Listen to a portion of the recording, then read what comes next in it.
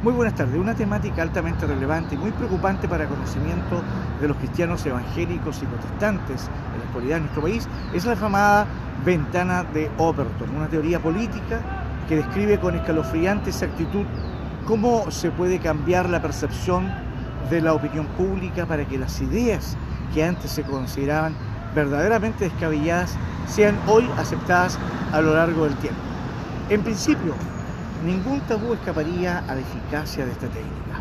Por consiguiente, se podría cambiar de modo radical la valoración que la sociedad tiene actualmente de la eutanasia, como por ejemplo el incesto, el bestialismo, la pederastía o el canibalismo, por poner solo unos cuantos ejemplos, ¿verdad?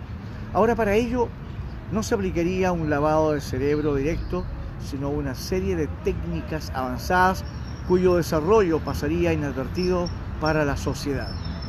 Para mostrar de qué manera esta teoría explica cómo se pueden lograr los efectos deseados, conviene que nos centremos pues entonces en un tabú concreto. Examinemos, por ejemplo, el canibalismo. Así pues, ¿cómo sería posible entonces convertir en aceptable la ingesta de personas? ¿Cómo se opera ese cambio en las conciencias desde la fase de la aversión hasta la de la conformidad plena? En 5 etapas descubriremos esta situación. La primera etapa, de lo impensable a lo radical. En primer estadio, la aprobación del canibalismo es todavía algo impensable. La práctica de comer carne de la propia especie se encuentra en el nivel más bajo de aceptación de la ventana de posibilidades de Overton, muy estrecha aún, por no decir cerrada a cal y canto, puesto que la sociedad considera que esta es una acción absolutamente repugnante y ajena, probablemente, a la moral pública. Es decir, la ventana está cerrada y de momento no se mueve. Para modificar esta apreciación y amparándose en la libertad de expresión, se trasladaría esta cuestión a la esfera científica, sugiriendo que para los científicos no deberían existir temas tabú. En ese caso, podría realizarse un simposio etnológico sobre rituales exóticos de culturas ancestrales para obtener declaraciones autorizadas sobre costumbres caníbales, forzando así la transición de la actitud negativa e intransigente original de la sociedad a una actitud más positiva y abierta. Simultáneamente se crearía un grupo radical de caníbales a fin de ser advertido y citado por numerosos medios de comunicación. Y eso es lo que queremos aclarar en este momento.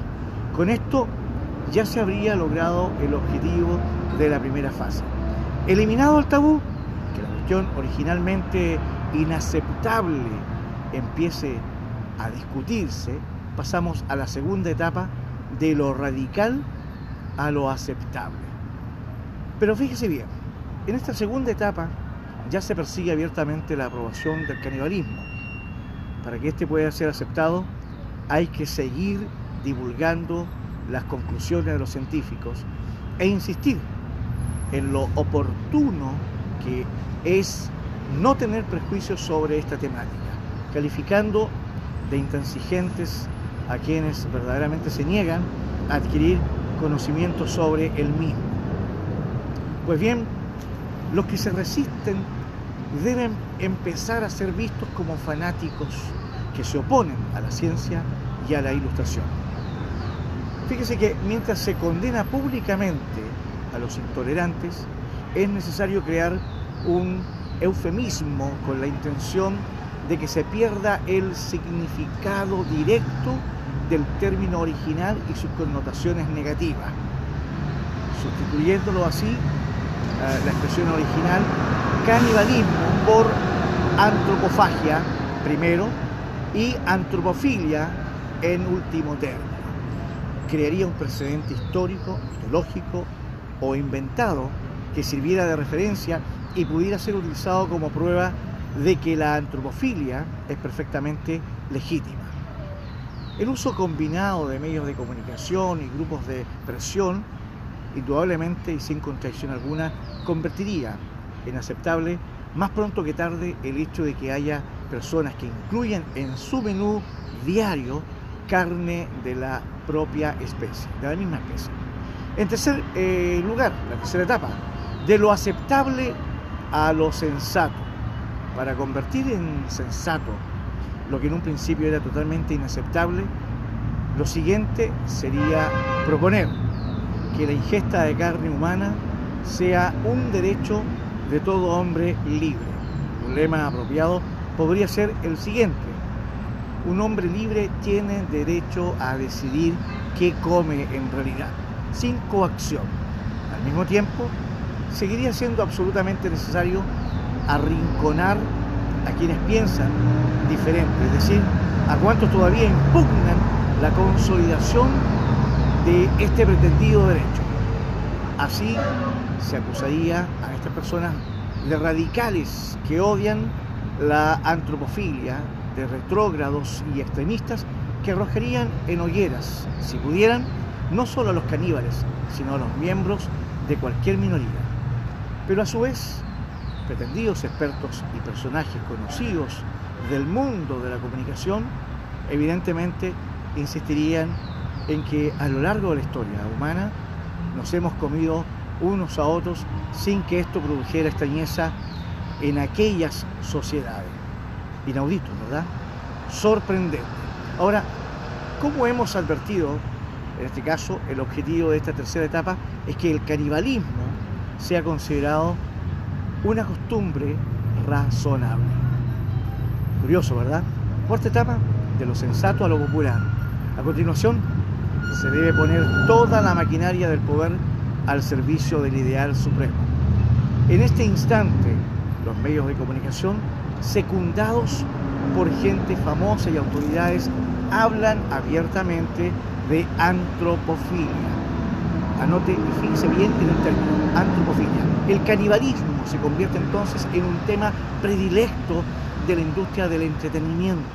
El fenómeno asoma por primera vez en películas, letras de canciones, canciones comerciales, novelas, espectáculos televisivos, etc.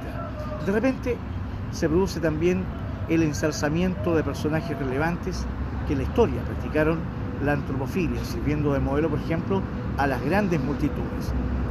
El fenómeno pronto se vuelve imparable y multitudinario. Además, para reforzar su imagen positiva, los caníbales son presentados ante la opinión pública como víctimas de una sociedad represora que les impide satisfacer sus apetitos y comer lo que su cuerpo les pide. Y en quinta etapa, de lo popular pasamos a lo político. Así, el ideal ya está al alcance de la mano. En esta última etapa, la ventana de posibilidades de Overton, totalmente cerrada al principio, aparece ya a escasos centímetros de abrirse de par en par. El arrión definitivo consiste en preparar la legislación para legalizar dicho fenómeno. Los partidarios de la legalización, en este caso del canibalismo, incorporados en grupos de presión, se consolidan en el poder y crean encuestas con el fin de mostrar un alto porcentaje de partidarios de la legalización propiamente tal de este fenómeno. Así de simple y de forma casi automática, como la fruta madura que cae por sí sola del árbol, se acaban estableciendo en la conciencia colectiva nuevos e incontestables dogmas. Así de simple. Se prohíbe la prohibición de comer personas. Paradójico, ¿verdad? Comer personas es un derecho. Quienes se oponen a la antropofilia incurren en un delito de antropofobia. Como vemos, el movimiento de las ventanas es una estrategia perfectamente definida.